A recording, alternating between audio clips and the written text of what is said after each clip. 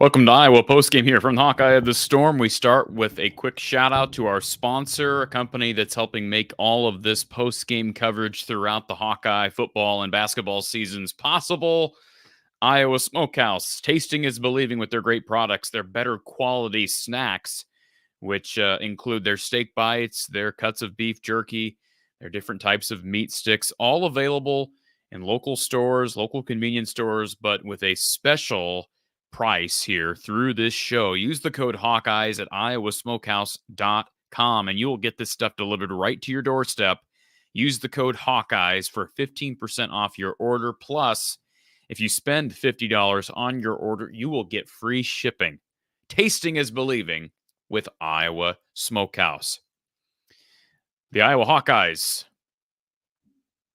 a lot of points tonight. 103-78 the final over the North Florida Osprey. Is that right? The North Florida Osprey? Okay. A lot of threes being shot, a lot of threes being made by both teams. We finally got a Big Ten Network game, right? Isn't this interesting? Was this the first Big Ten Network? I think we had one earlier. But anyways, I'm kind of all over the place here for these first few seconds of this show. Let's take a look at the stats. I'll throw them up here on the bottom. Some of the numbers for some of our leading Hawkeyes. Patrick McCaffrey with 16 and 5 this evening. Peyton Sandfort with 10 and 8. Cricky added 21. Tony Perkins, efficient 21 on 10 shots. More on him in a second. Owen Freeman, 16 points, 5 rebounds, and I should add 5 blocks. 5 blocks for the young freshman. 12 made threes for North Florida, 8 for Iowa. Iowa just took 14 threes in the game. Got out in transition a lot. Scored around the rim really efficiently. They shot 59% from the field on the night, 89% from the free throw line.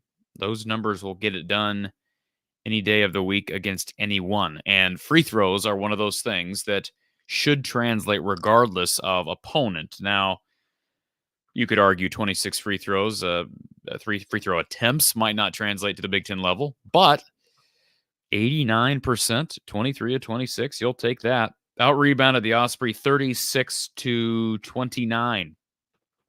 Iowa had 11 turnovers. You can live with that number when you score 103. All right? You can live with that number when you score 103. Was the defense good? No, not always. But it doesn't matter. You're outscoring teams. And this is what Fran does. This is what Fran McCaffrey coached teams do and will always do. I have given up on the idea of Iowa becoming some good defensive team. I've given up on that. I no longer watch Iowa basketball with a view to, hey, are we going to see significant defensive improvement, especially in the half court? I've given up on that. I've accepted the fact that we are, when I say we, Iowa is going to have to outscore teams. All right? And when you shoot, the way to do it, here's the way to do it.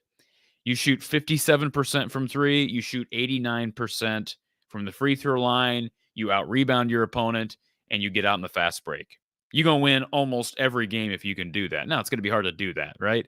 North Florida helps the cause a bit with the way they play. They want to get up and down, shoot a lot of threes as well. And on three-point misses, it gives you opportunities for runouts. Put this in perspective. On the day, 19 misses from the three-point line for North Florida. Still shot 39%. Pretty good number. but took 31 shots. So, made 12 of them, but that's 19 opportunities for Iowa to potentially get out in transition on a long rebound. And let me give you official, I just got this in as we were talking, official box score from the University of Iowa. I was reading you unofficial stats. So let me give you official box score numbers. Iowa 20 fast break points to North Florida's 7. Difference in the game right there. 20-7 in fast break points. Points in the paint, Iowa 46, North Florida 34. Points off turnovers, Iowa 28, North Florida 15. Iowa, this game was actually relatively close. You go into halftime and trying to think what it was at halftime. I think it was a 4-point lead at halftime, and North Florida actually came out in that second half. Iowa's defense was poor. North Florida takes the lead early in that second half. You're going to give up runs at times, especially when you are trying to outscore people. When that's your tactic, your methodology as it relates to college basketball, there are times when you're going to give up runs. And Iowa gave up a 9-0 run at one point, and several runs back and forth. Iowa led by as many as 25, which was the final difference in the game. North Florida built a 5-point lead early. It was 5-0, and then again, briefly grabbed the lead in that second half. How about this? Ben Krikke, this is a number I didn't throw up at the bottom. Ben Krikke had 21 points. Didn't feel like he did. And you want to know why? Because he made 11 free throws. He made 11 of 11 from the free throw line. Desante Bowen, he was 4 of 4 from the line. Owen Freeman, Iowa's other big, 4 of 4 from the free throw line. Oh, and Tony Perkins was 3 of 4. Probably Iowa's best free throw shooter. When your bigs are a combined, not counting Lodgy didn't shoot. Lodgy did not have a free throw tonight. Oh, he did. I'm sorry. He had 2 free throws. He's 1 of 2. But not counting Lodgy and not counting Evan Bronze, who did not get to the line in a couple of minutes of action, Ben Krikke and Owen Freeman were a combined 15 of 15 from the free throw line. That's going to get it done any day of the week against anyone. And, boy, those guys are going to be big next Monday. They're going to need Owen Freeman next Monday against Zach Edey and Purdue. I am here. I'm Cory Brada, your host, talking with you for at least the next half hour or so, probably more. It usually ends up being longer than that. Iowa Smokehouse is sponsoring our call-in line this evening. I mentioned them at the outset. You'll see their little message across the bottom of the screen as well as a reminder to check out their awesome products and get that free shipping and 15% off your total order. Let's go to our first Iowa Smokehouse caller of the day. We'll head over to Doug. Doug, welcome to the show. How you doing? I'm good, man. How are you? Good. A little late, but good. Yep. I think this is one of Fran's 3 best offensive teams he's ever had. I also think this is one of Fran's 3 worst defensive teams he's ever had. So, so that might be saying something. Yeah.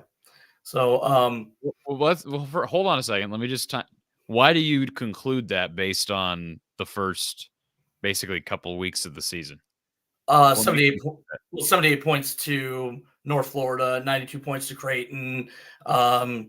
Observation, the switching, they don't switch well. Ball screens, they don't. Well, and they gave up 12 threes today. I did look and saw that North Florida, has made 11 or more threes in 6 out of their 7 first games. In the one game they didn't make 11 threes, they made 9. So they can shoot. But yeah, they gave us 78 points today. That's a lot of points. And I don't have any analytical number saying that this is the 3rd worst defense that France had, or even the 5th or whatever. But they can score. Hello.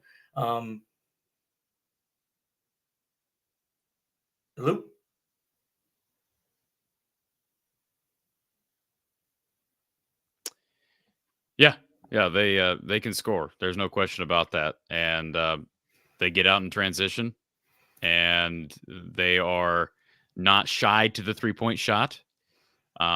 They force you to contest strong, and Iowa doesn't always do that. I will give Iowa credit for something. When the freshmen came in that first half, I thought they upped the ante defensively. All right, that's one thing. And same thing in the second half. Thought the starting unit came out in the second half kind of sluggish, kind of flat, and again the reserves came in and upped the ante. I tweeted it out early in the game, Doug. I said they've given up 25 points, something like that, in the first 11 minutes of the game. Yes. And I'm with you now. Again, I'm kind of looking at this through a different lens now than I used to.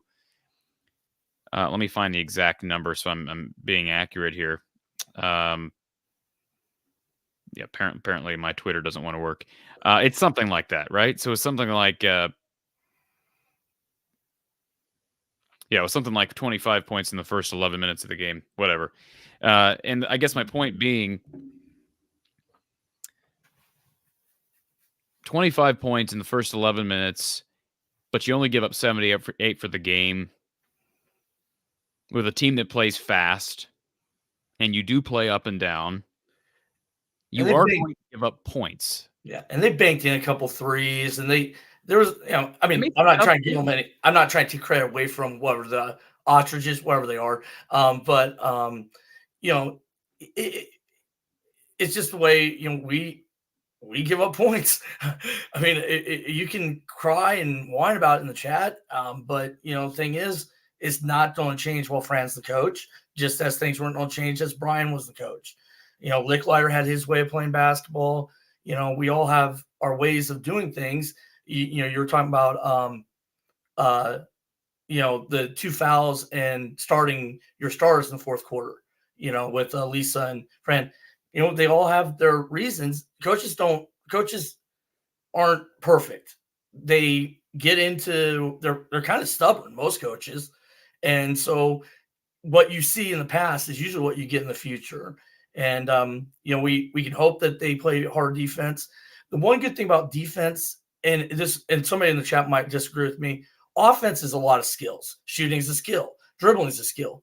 Defense is a lot of heart and pride involved in defense. And that's stuff that, an individual player can have without being coached. You should learn how to slide your feet and stuff, and you need coaching. But a lot of defense is pride, and a lot of defense is, that's supposed to make us feel better, Doug. Well, it makes us have a chance that we might not be horrible. When we need a stop, we might be able to get a stop. Okay. Yeah, but in general, they're not going to be good defensively because they don't emphasize it in practice. Yep. That's exactly 100%. You have to practice sliding your feet. You have to practice switching off players. You have to practice that stuff. They don't practice it enough. They just don't practice it enough. Yeah. They never have. That.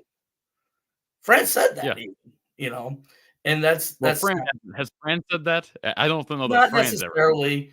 But people have seen their practices. I've only been into 2 kind of Fran workout type things, and Fran's people do not understand how good of offensive coach Fran is. Not me saying this. People in the coaching community say how good they go to clinics to hear Fran talk about, a lot of those offensive strategies he has, and their motion offense and the way they run stuff and their stuff. But there's different coaches. You've talked about before, Cory, needing to get a defensive coordinator type guy in there. Well, if Fran wanted to, he would, but he doesn't want it. Multiple opportunities to do it, Doug. Yep. and he's interested in it. And I'm sure Matt and Courtney are great coaches. And you even said, I was amazed seeing how adamant Matt was on the sidelines in San Diego. That dude, because I don't remember him being quite like that as a player, but he really got into the players and really was, coaching them. I guess that's his job, but, I was very happy to see that, one thing I wanted to point out, might be off the subject a little bit, but the Big Ten only has 1 team in the top 30 of the net rankings, has 9 between 31 and 50. And the reason why that's significant, one, it says the Big Ten doesn't have any premier teams outside of Purdue. but also to be a quad one win at home, you have to be a top 30 team. Does that make sense? What I just said. So there would only be one team they win at home against in the Big Ten that would be a quad one win right now. Now they have 9 teams in between 31 and 50, and Iowa being one of them. Iowa's net rating was right 38, and Ohio State's was in the 30s and several other schools. But one of the reasons why I have hope is there's no outside of Purdue, there's no dominant Big Ten team. I know that Andy Katz was getting all on Ohio State. He always gets on whatever last team he watches. It was Andy weird. Katz doesn't. What? Andy Katz. Andy Katz is like so 15 years ago, Doug. Hey, he's on right after the game. I know he is, but he's.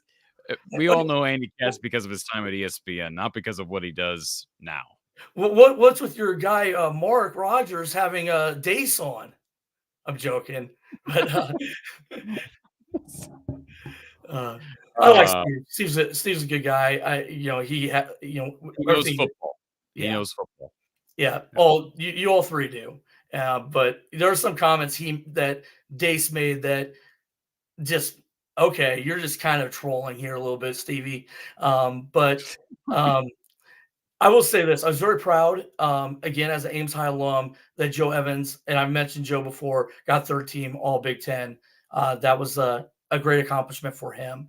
And I just wanted to say that. Again, I'm going to let the cooler guys talk, but it was what it was. Doug, it wasn't. And let me just say this real quick. I agree with you basically on everything you just said.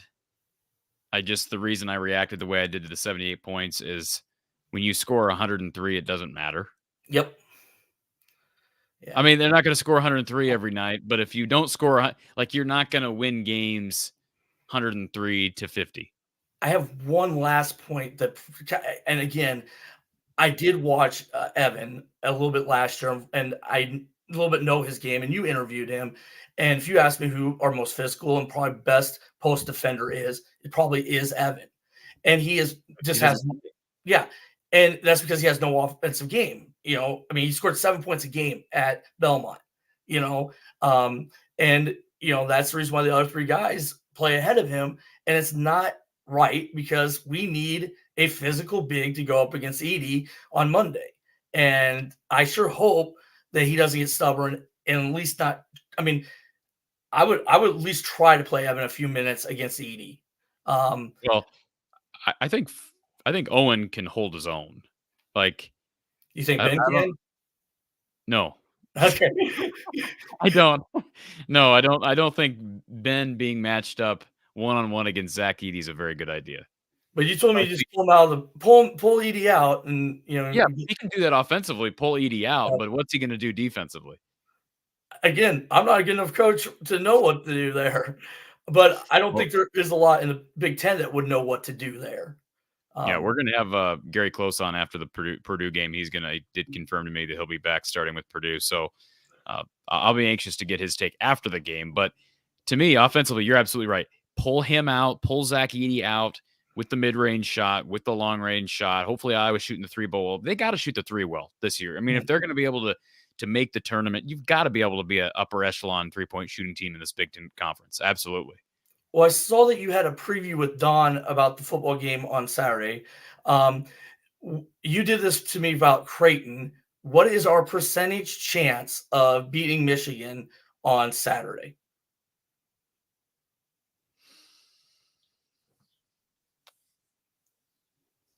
It's higher than I would have said a few days ago. Are we in double digits at least? We're pretty close. I'd say we're about 8 or 9%. But that was up from at one point it was probably closer to 5%. So now it's gone closer to 10%. Well, I just hope it's a game and that we have something to cheer for. And and I hope when's the next time you're with Mark Rogers? Or do you do that on I mean, the next time I'm scheduled with Mark is Tuesday. I don't know that I'll have another segment with him before the championship game or not.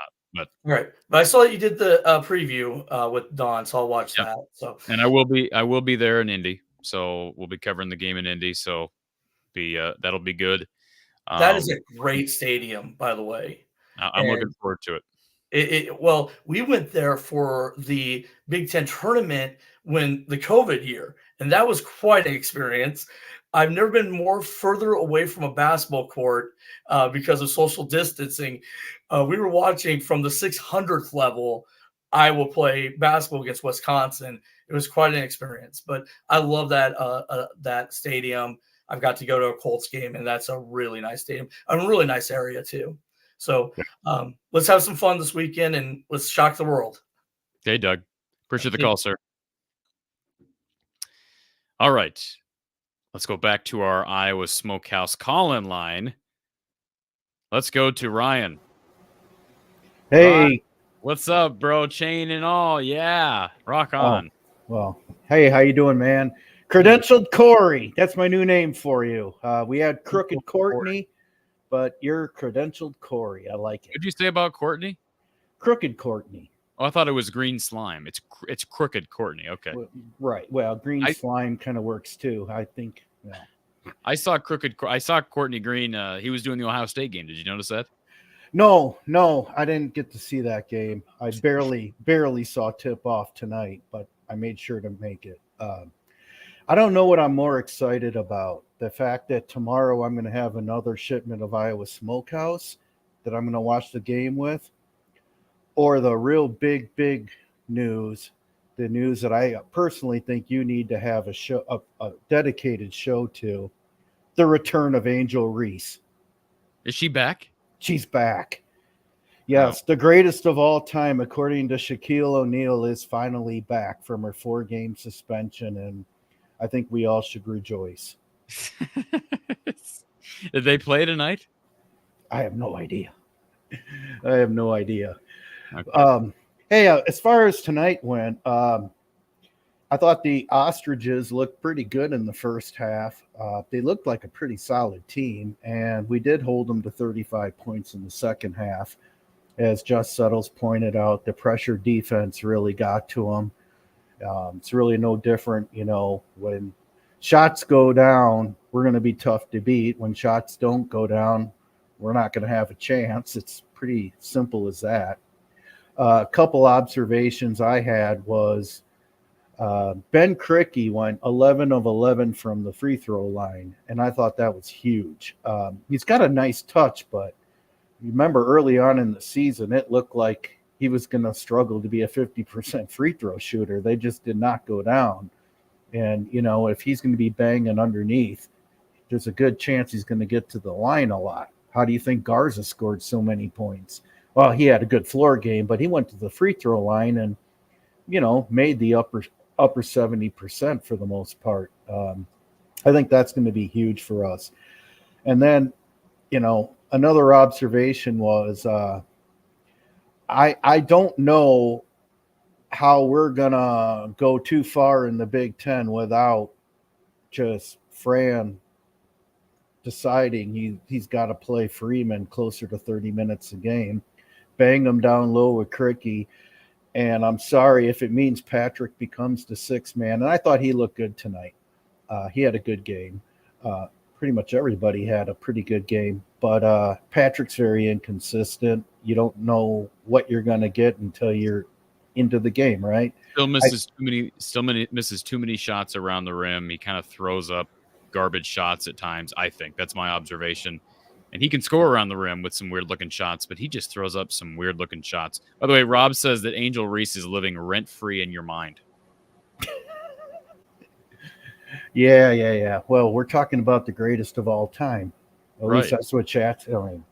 I mean, 15 points a game, who can match that? I mean, come on. Back though, this is a team that's going to struggle on the boards, and we need all the rebounding banging that we can possibly get. And Freeman's just got to be a starter. I think he's ready. He reminds me an awful lot like a young Luka Garza, where,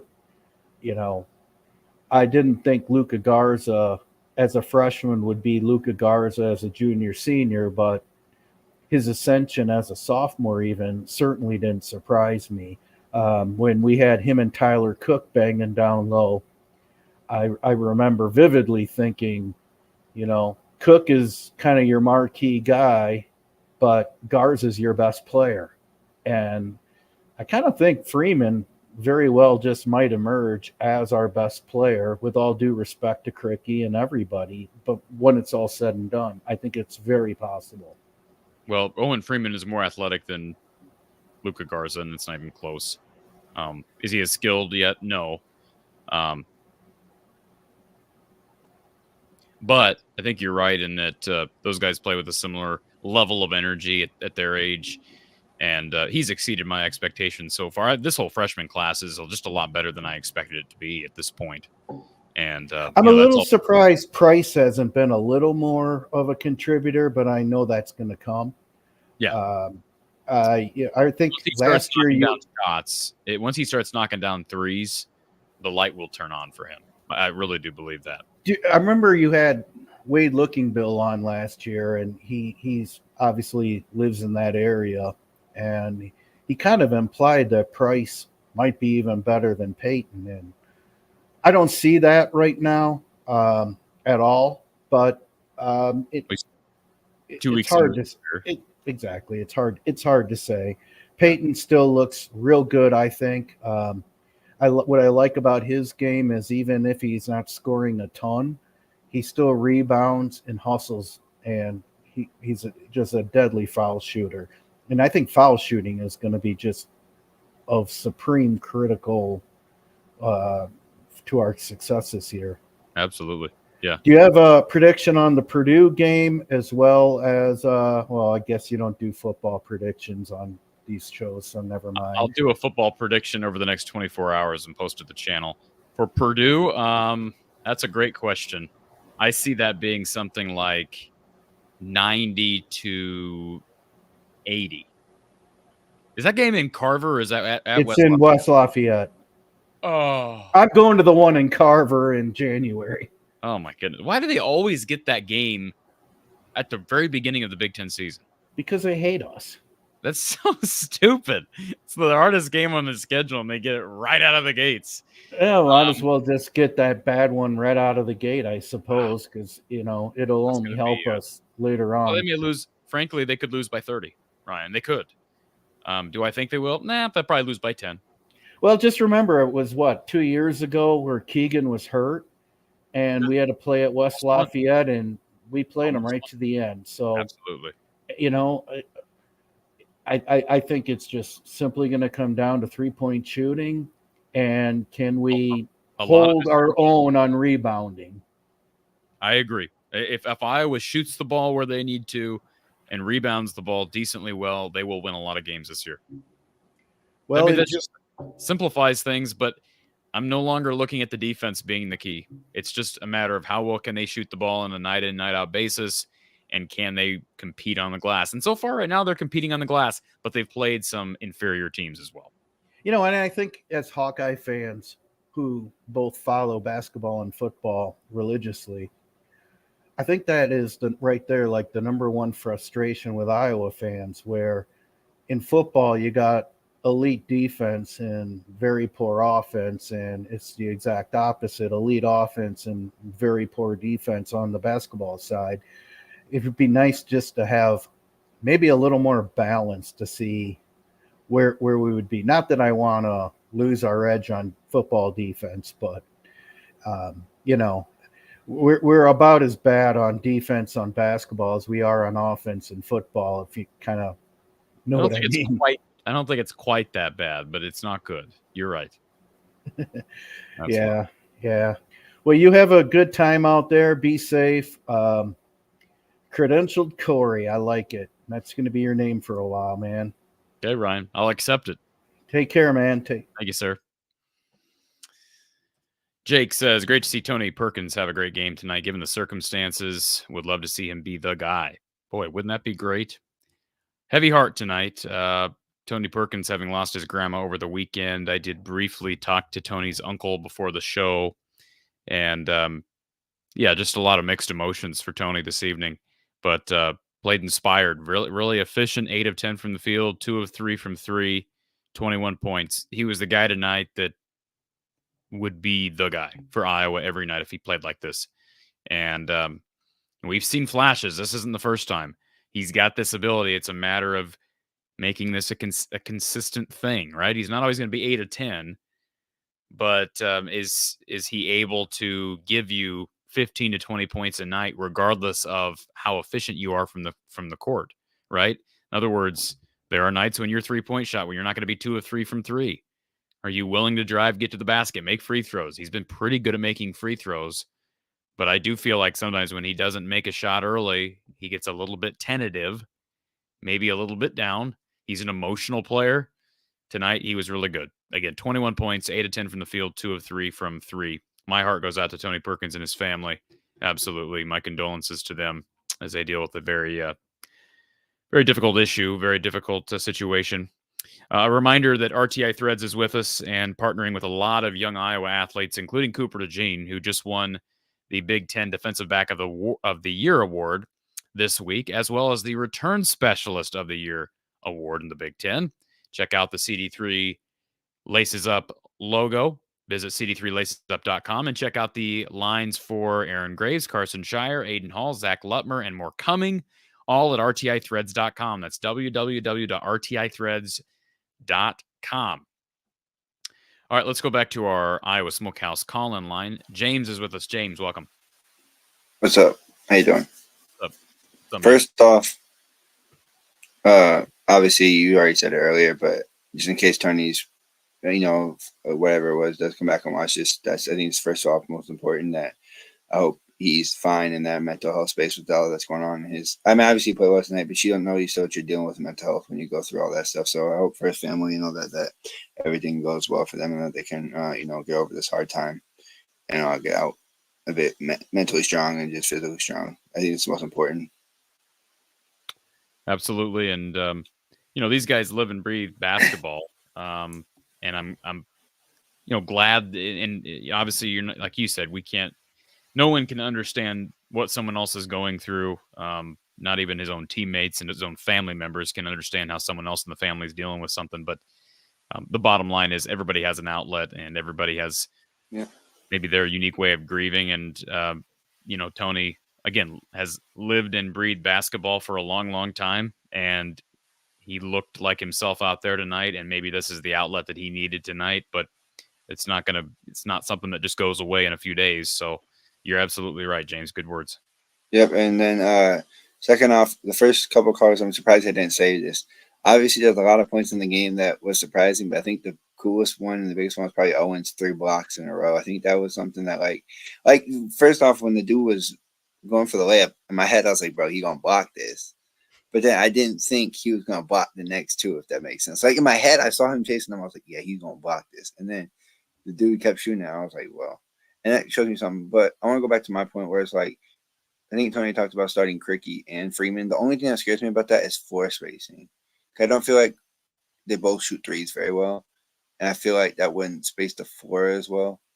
Well, I don't know that we know that they don't shoot threes well, or we just I assume they don't shoot threes well because I haven't seen them shoot threes. Okay, I guess I'll say that. I assume they don't shoot threes well because I haven't really seen them shoot a 3.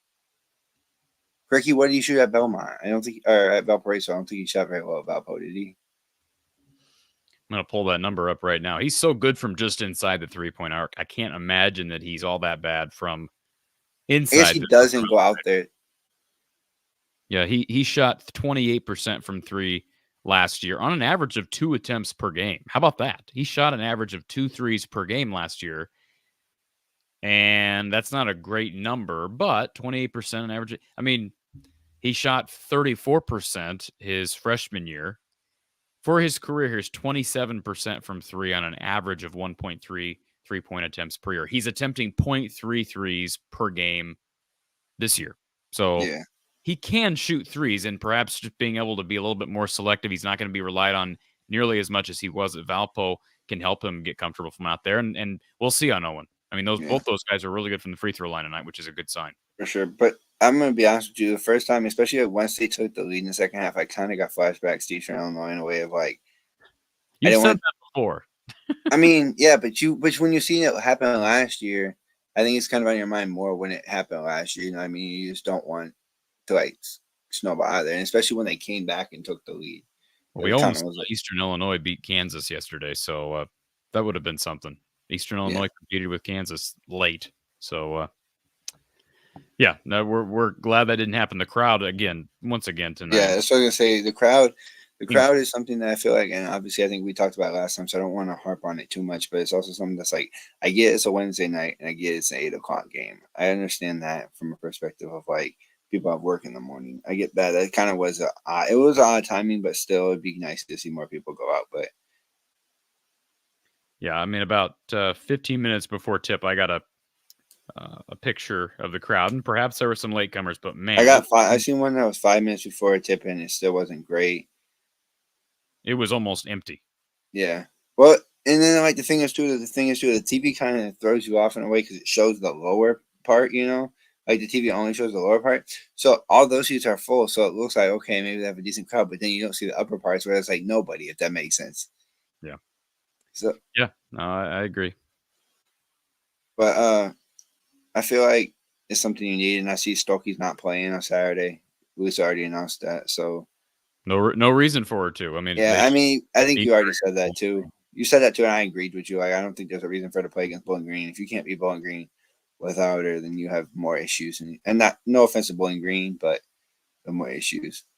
By the way, the announced attendance tonight was 8,641. Now, I don't think that's actually the case, but that's what the box score says, 8,641. One question I got is, I know as a basketball, like watching basketball my whole life and like working with basketball the way I work with it is like sometimes you need that one stop, right? Obviously, there's always that point in the game where you're gonna need that one stop to maybe turn the momentum or not. And I get we talk about defense, and you say you don't think about defense as much, but sometimes it's like I don't know if that first group as well can get that stop as much as that second group. What I'm talking about is like I feel like there's like Brock and like Owen, like I just kind of trust those guys to get the stop more than I trust the first group, if that makes sense. And I feel like that's bad, but well, you know what I think it is? You know what I think it is, James? I think heart. They play with more. Well, not more heart on the defensive side. On the defensive side, they play with more heart. I feel like. Yeah, they're not coached any better. Yeah, we've seen this before. To me, it appears that groups of freshmen tend to play better defense than groups of upperclassmen in Iowa. Because one, they're trying to show themselves, like they're trying to prove themselves for the thing. You're trying to prove yourself more. They're playing with heart. Not that the other guys aren't, but those other guys, I don't think there's that extra ambition to work hard defensively always. It's not emphasized in practice, but guys like Freeman and guys like, Lodgy, they know, hey, if I run the floor hard and create some shot blocks and rebound, I'm going to get more minutes. And we've seen that out of other freshman classes. It's kind of frustrating because you can expect in a couple of years, maybe a and I think decline. I think that's what you see. But I don't know if it's going to decline with Freeman. Like I really don't. Like he seems like the kind of, I mean, obviously he's a freshman, so you can't tell, but like if you're blocking shots now, I think you're a threat to block shots for your whole career in a way of like, you can still do that as long as you still can.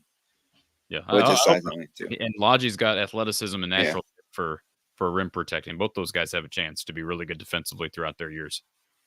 For sure. And like you said about Edie, that's next, right? We get Purdue next, right? Purdue next Monday. One thing I remember if we did right last year too with Robracha was we kind of doubled a little bit. So like once we gave him the ball, we had somebody, come down and help a little bit. But I feel like I agree with you. I feel like Freeman can hold his own better than Cricky.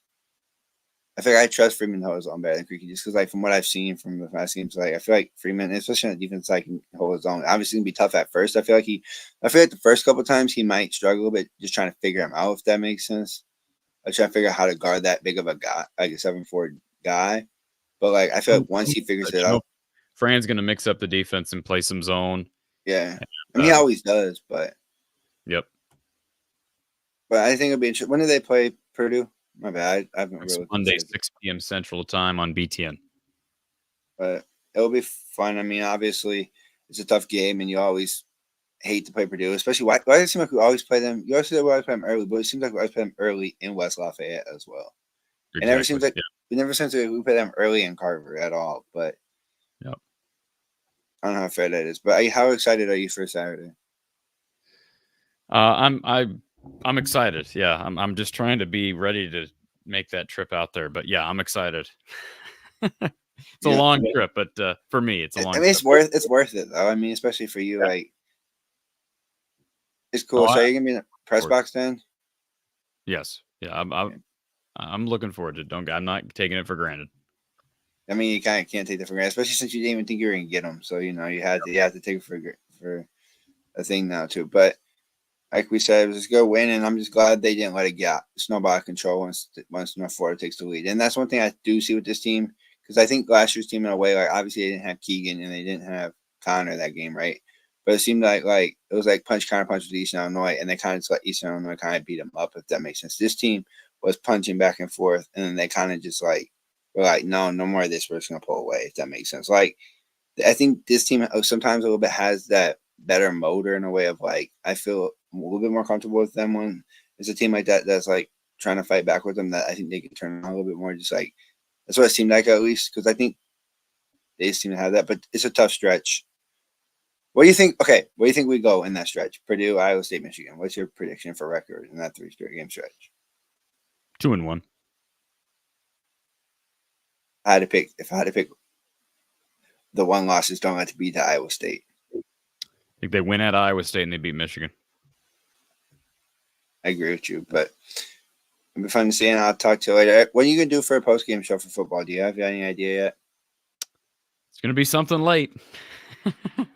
It's going to be Saturday, something so, late. it's all right. But It'll be Saturday night late. Tell you that. It'll be later where I'm at than where you're at.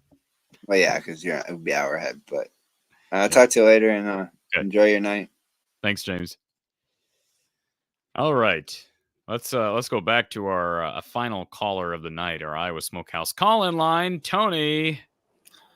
2 things before I get into my ad read. I'm shocked. You're actually more optimistic than I am. I pick us to go 1-2 during that stretch. Yeah. I think they win 2 or 3. I think they'll keep. I think that Iowa State game is going to be very, very close and a toss-up. It's tough to win in Hilton. That's all. Congratulations, as everyone else has said. I told you to keep the faith with the credentials. Okay. Yes. You were getting a little down, and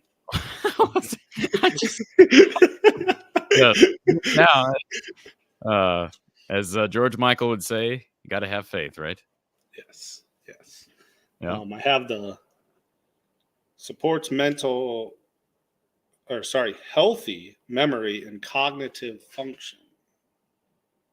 Are you showing that because you feel like I need some of that right now? Because no, it was just the next in the line of thing that I've got. Have it too, and I think I need some right now because, man, these late tip-offs are normally not a problem for me, and I am not complaining, Tony. I promise you, I am not complaining. This is as tired as I've been for a post-game show in a long time.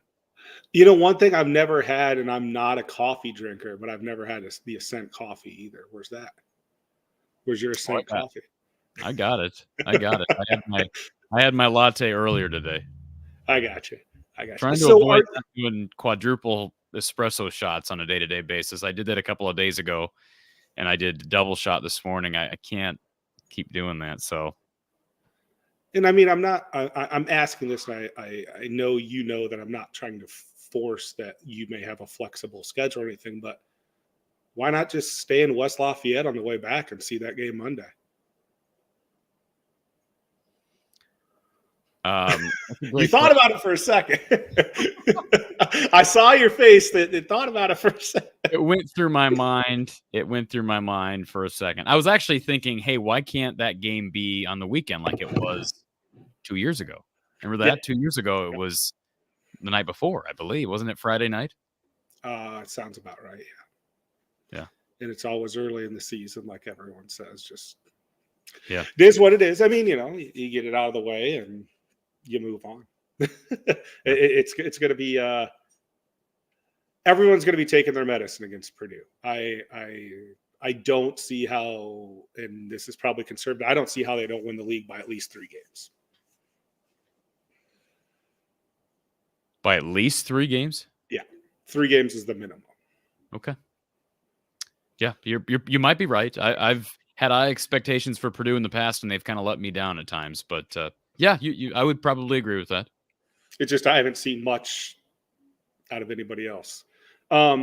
I was going to give you a hard time because you did have RTI threads and you were talking to me about them. They are actually closer to my home than we've discussed.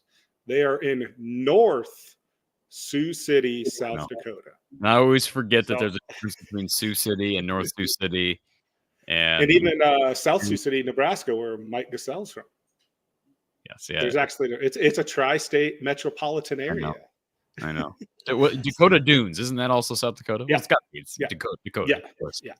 Okay. It's right by North. It's like I don't know if it's actually a town or neighborhood or whatever, but it's in that North Sioux City area. It's right there. Okay. So, by the way, to David here in the chat, if Freeman starts at the 5, who comes off the bench? Well, if Freeman's at the 5, what does that mean? Cricky's at the 4? Yeah. Is that what that means then?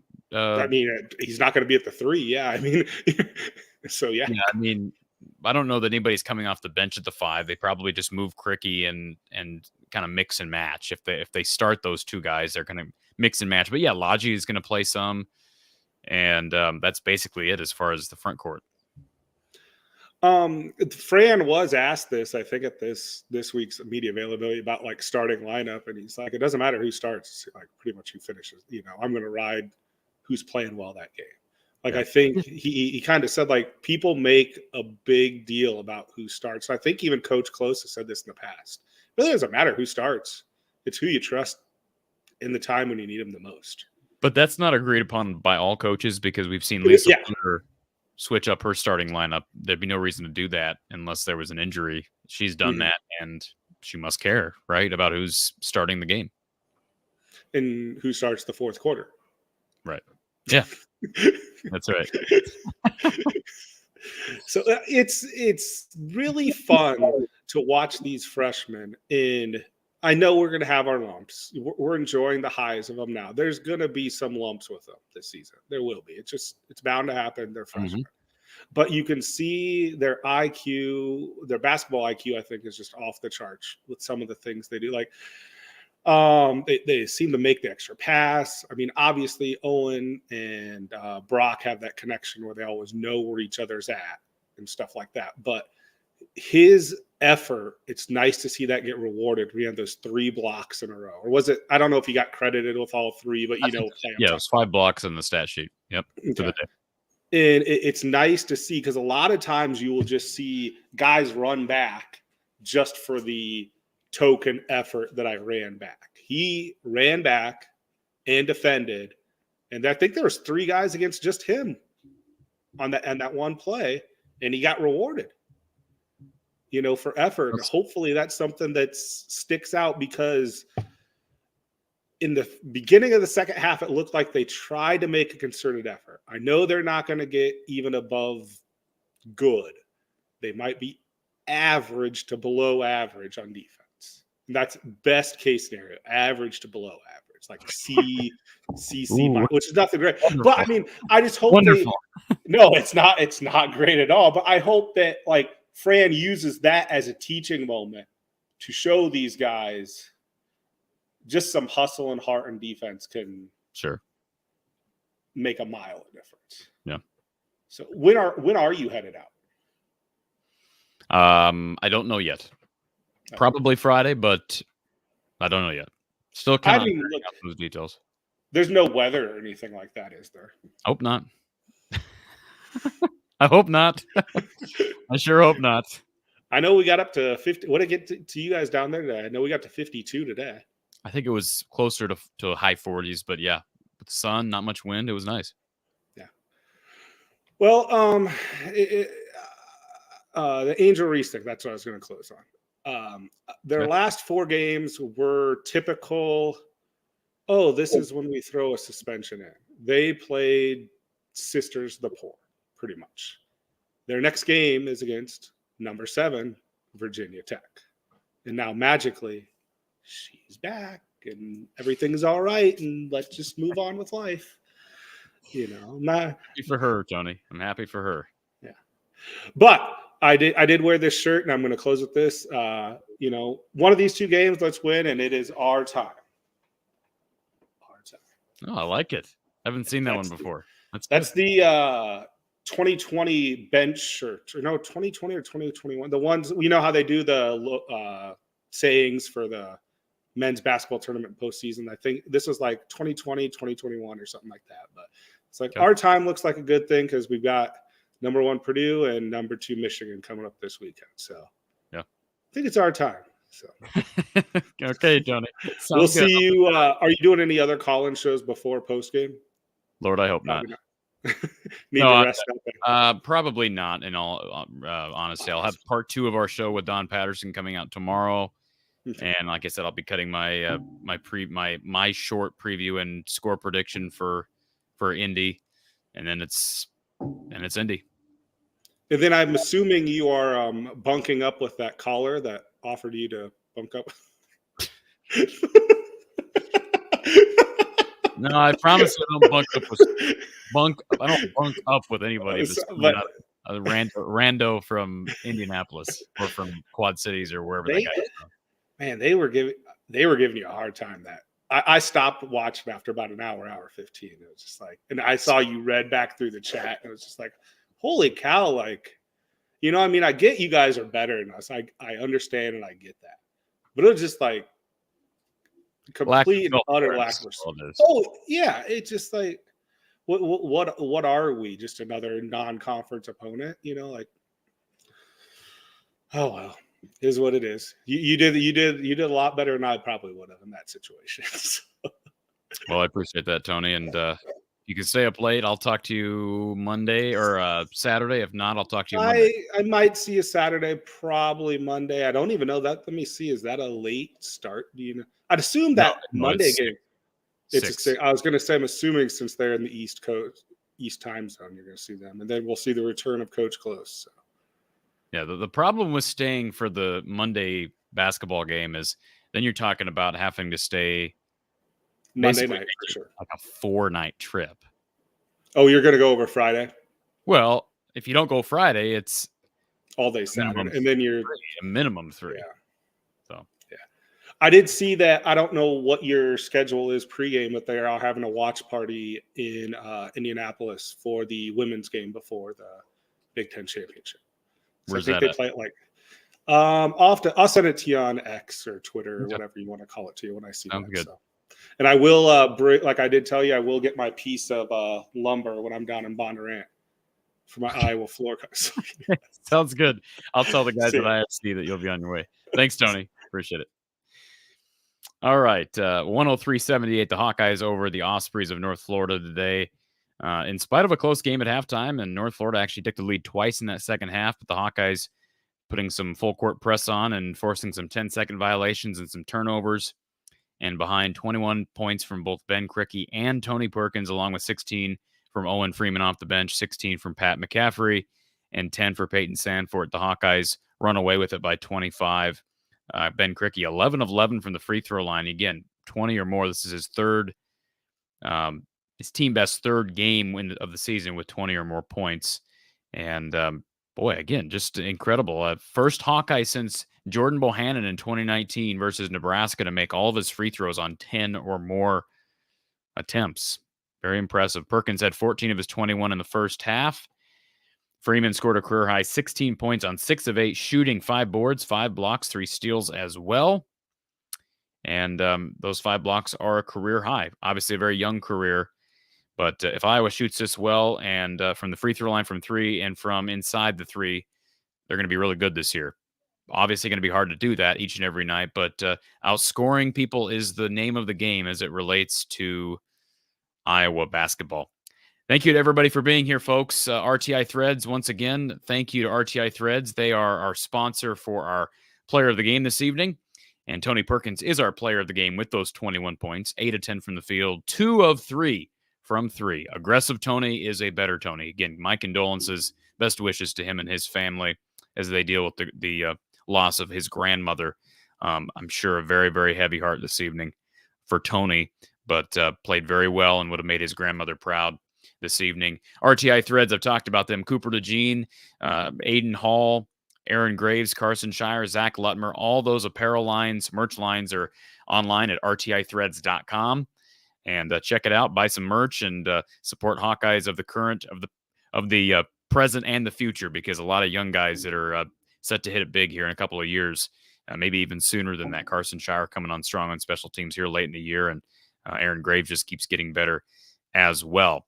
One final shout out also to Iowa Smokehouse. Tasting is believing with their awesome products, whether you're talking about their meat sticks or maybe it's their steak bites, whatever the case may be. They've also got barbecue sauces like their sweet honey barbecue sauce. They've got salsas. That's all delicious. Tasting is believing, and use the code Hawkeyes at iowasmokehouse.com for 15% off your order.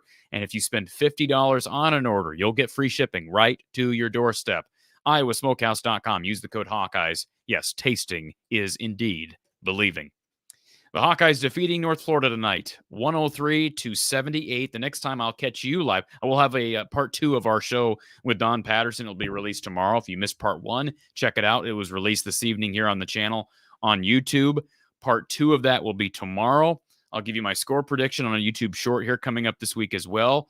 And then on Saturday, it's Big Ten Championship Saturday. The Hawks and the Wolverines, 7:15 p.m. Central Time on Fox from Lucas Oil Stadium in Indianapolis. And then Monday, it's the Hawkeye men taking on Purdue, 6 p.m. Central Time tip on Big Ten Network. And I will be here with Coach Gary Close following the game to wrap it all up for you right here from the Hawkeye of the Storm.